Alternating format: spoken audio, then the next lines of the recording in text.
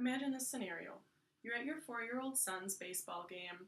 Sun's shining, you're eating a hot dog, laughing, talking to other spectators, taking funny pictures of those little guys as they run around the bases. The day couldn't get any better. Then, all of a sudden, you black out and come to in a hospital bed where you're told that you have suffered a sudden cardiac arrest event and almost lost your life. Sudden cardiac arrest is when the heart function ceases and blood is no longer being pumped to the rest of your body. It strikes without warning and is very difficult to prevent and treat. The story I just told you is a true story from one of my fellow friends and classmates, Melody Spees.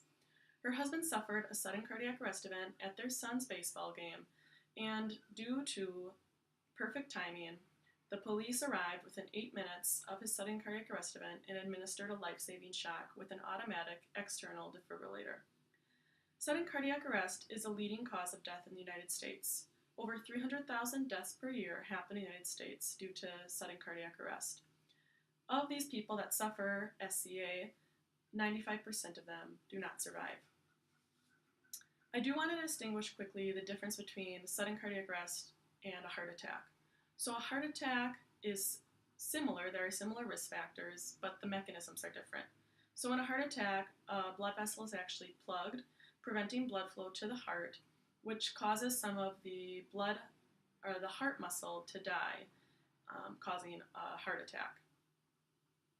This can be a risk factor then for a sudden cardiac arrest event after suffering a heart attack, but these are very different mechanisms. The different risk factors for a heart attack, according to Heike Hyakuri, is high blood pressure, high cholesterol, and diabetes. These are just some of the risk factors that could be prevented with lifestyle or medications.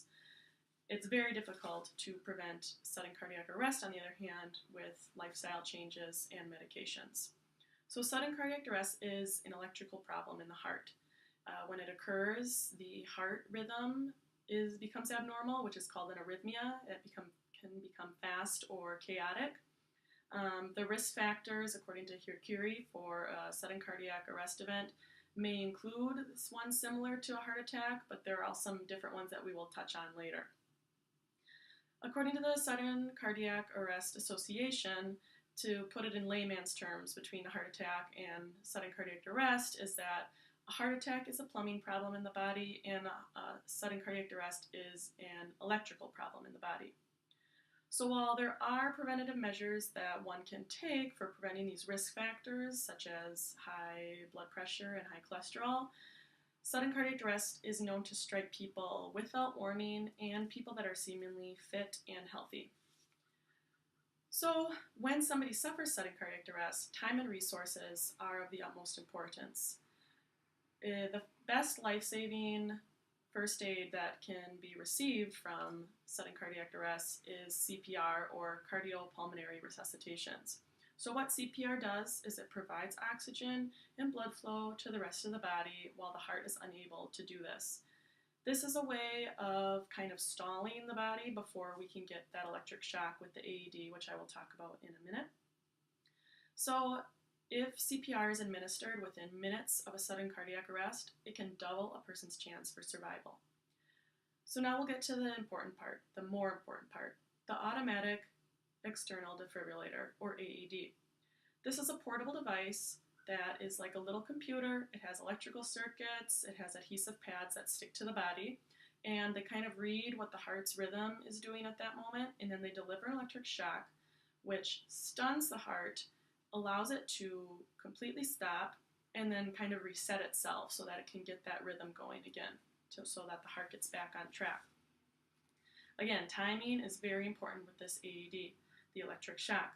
In the first minute after suffering SCA, if an electric shock is given to the patient, the person's chances of survival are more than 90%.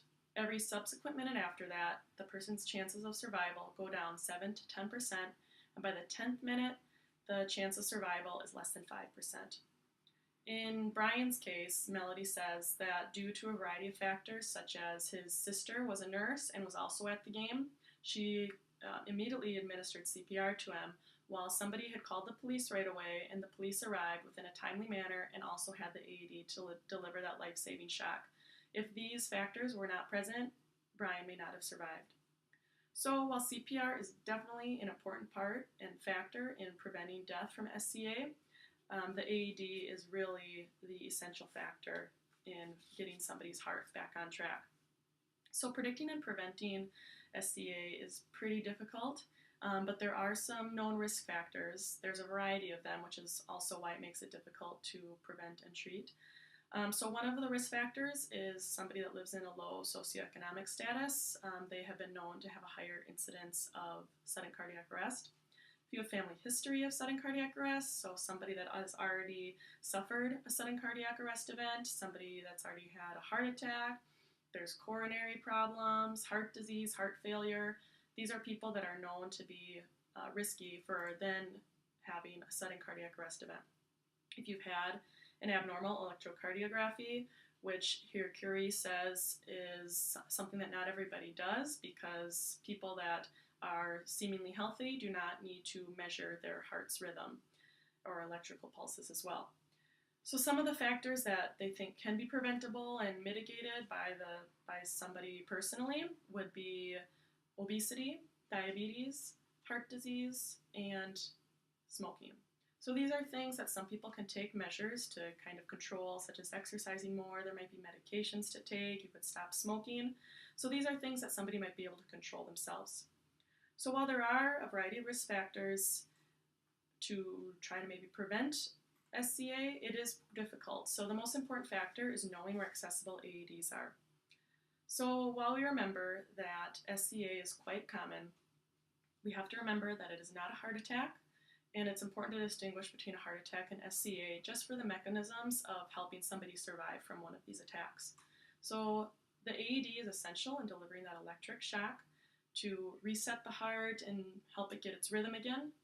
And since SCAs are so unpredictable, that's why it is so important to recognize how we can help treat somebody who has suffered SCA, what sorts of things we can do in a timely manner to get them on their feet again. This speech was not meant to scare you into leaving the house, but to maybe help you become more aware of your surroundings when you leave, know where AEDs are accessible. And as Melody says, she and her family are not afraid to leave the house. They live every day to its fullest and know that every day since Brian's incident has been a gift and a miracle to their family.